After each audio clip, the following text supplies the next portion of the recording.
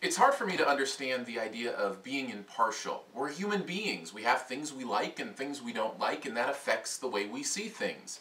I guess I mentioned that to say this is not an impartial review.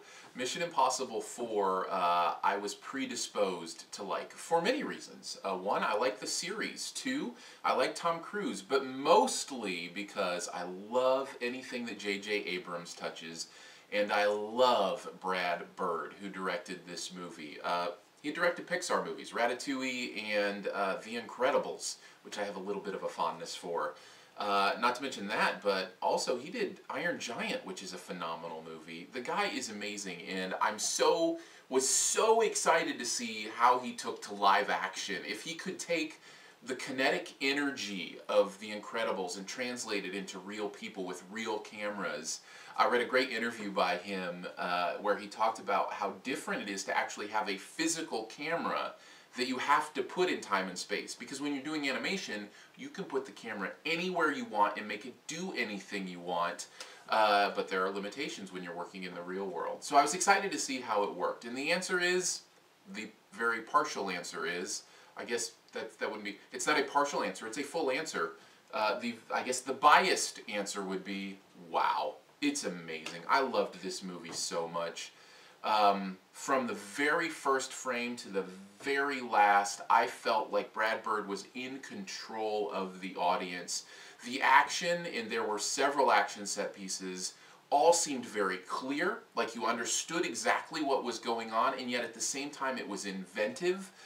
So there were things I'd never seen before. There's a great moment in a car wreck where the camera is inside the vehicle and it kind of slows down a little. So it's almost like a slow motion from the interior of the car view of what happens when a car spins out and rolls over. And it was beautiful and mind-blowing and inventive and wonderful all at the same time.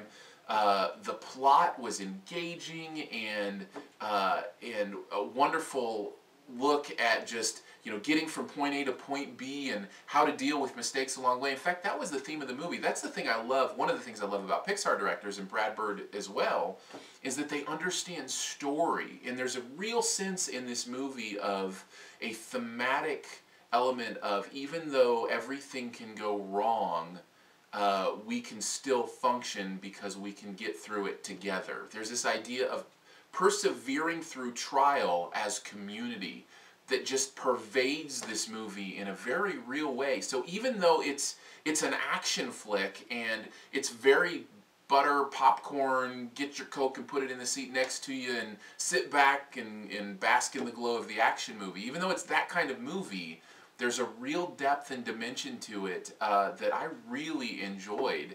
And Cruise is up to the task still. He does a great job. Jeremy Renner is a superstar, and I am more and more convinced every time I see him that he's going to do great as the new Bourne, new Jason Bourne, now that Matt Damon's not doing it anymore. Renner will do a phenomenal job with that. Simon Pegg is hilarious as always. He's always one of my favorites. Man, what a lucky guy Pegg is to hook up with J.J. Abrams. He's now in the Mission Impossible franchise and the Star Trek franchise. Man, he's on fire. Plus, I love him from Doctor Who, which he was in a few times as well. Speaking of things that I love, no matter what. So, Mission Impossible has all these things going for it, and it did not let me down. It did not fail. It is one of my favorite movies of the year, and I cannot wait to see it again.